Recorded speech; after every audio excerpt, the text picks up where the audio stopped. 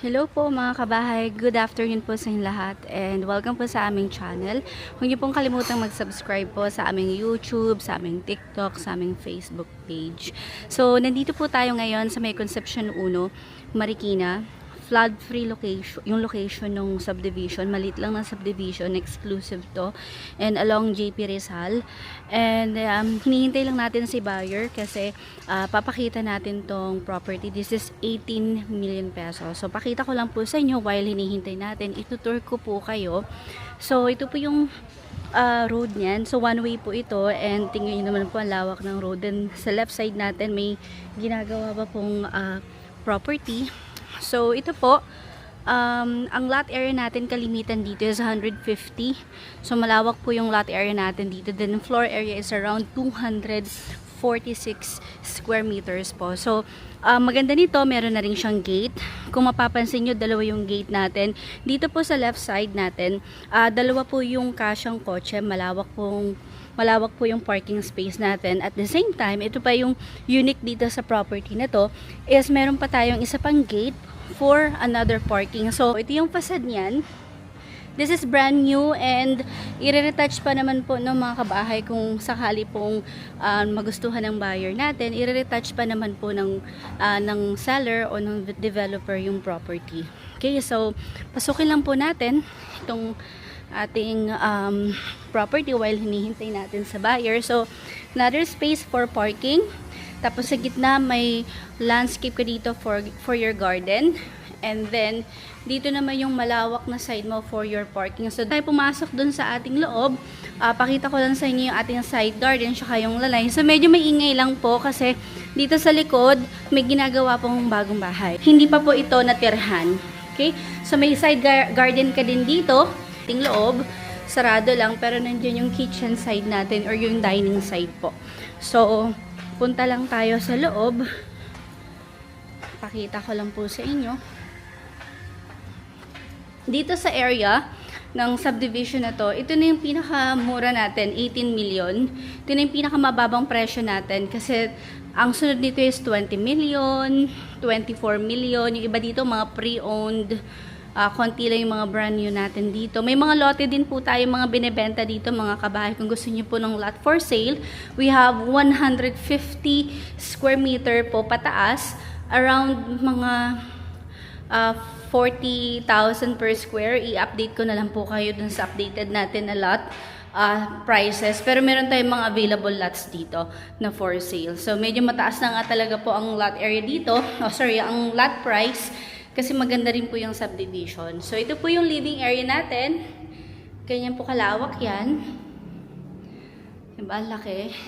So, pwede mo pang lagyan to ng interior light dun sa living area. Na yung mga walls, kasi may existing wall na rin dito, accent wall, meron na rin.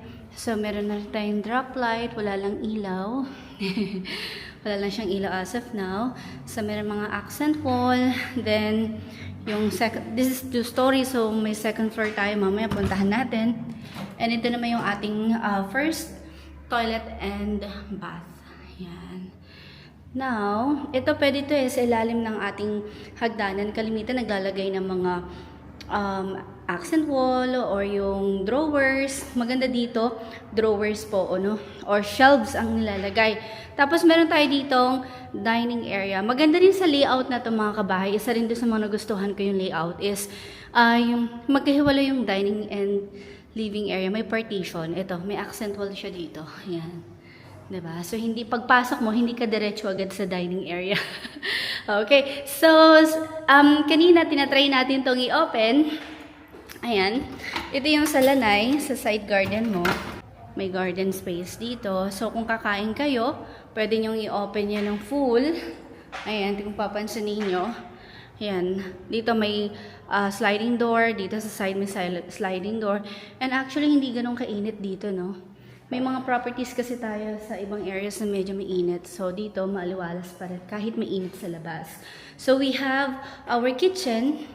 You have upper and lower cabinet. Tapos, may counter ka dito. Okay. Ayan po. And then, meron ka rin ditong pantry or ayun.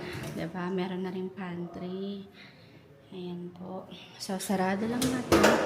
So, ito. Tapos dito yung stove. Possible dito yung refrigerator or dito sa side na to. Tapos, paglabas mo, you have your dirty kitchen. Kasing gawing dirty kitchen or gusto mo expansion ng kitchen yon, pwede rin po. Pero dito may existing na tayong dirty kitchen and laundry area. Tapos, meron ka pang maid's quarter na may sariling toilet and bath. Sa maid's quarter na to, malaki na po ito mga kabahay. May nakikita kasi tayo medyo maliit, pero ito malaki na for single bed. Kasyang-kasya na po doon. So, let's proceed sa iba pang parts ng ating bahay. Ayan. Ngayon may nakikita ako kung for example gusto niyo i-upgrade yung sliding door. Meron ako nung yung isa dun sa Antipolo na nai-slant siya ng pagganon, parang window sliding siya na type. Pwede sigurong gawin dito sa part na to. So ito po yung ating hagdanan. Ganito na yung turnover pero lilinisin, re-retouch pa rin natin kasi medyo madumi na nga. Pero as I mentioned earlier po, hindi pa po ito nalilipatan. Ayan. So this is 18 million pesos. Pwede po itong ibangko, pwede rin po itong i-cash. Let us know lang kung ano yung terms of payment po ninyo. Ayan.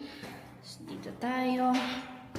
So, check natin yung mga kwarto. So, 4 po yung kwarto dito. First, dito muna tayo sa master bedroom. Ang laki ng master bedroom ninyo. Ayan po. Diba? Laki yan. Ayan. Tapos, may balcony ka ba dito? Ayan, balcony natin. Ayan. Diba?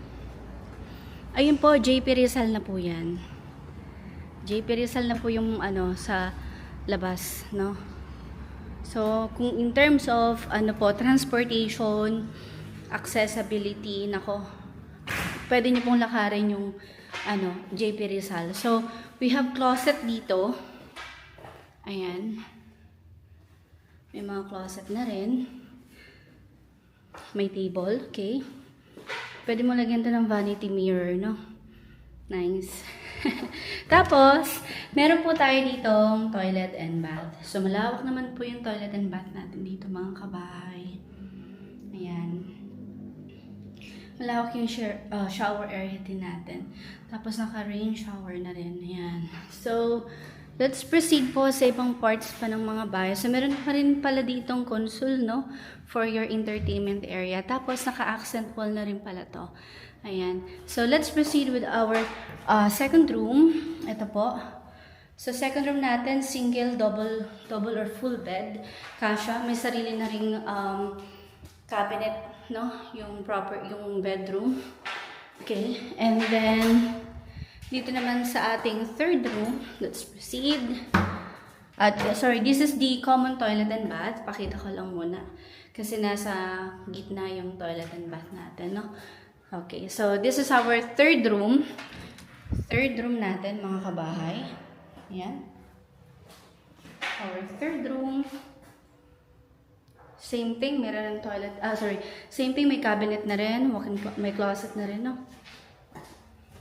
Tapos over here is another room. So, pwede ito mga single full bed, mga kabahay. Ayan. Diba? Ayan. So, ang total rooms natin sa taas is 3. Isang master, tatlong bedroom naman. And then, we have maid's quarter sa baba. So, ayun po. Kung gusto niyo po makita ng personal, let me know. Hopefully is ma-schedule natin. Madali lang naman yung scheduling natin dito. Since malapit lang din naman sa seller para ma-open yung property. Aside from this po, dito sa subdivision na to, we have 20 million pataas, no? Kalimitan nga lang yung ibang mga prices natin, mga property dito is pre-owned or mga used house na. Ayun. Tapos na tayong mag-video.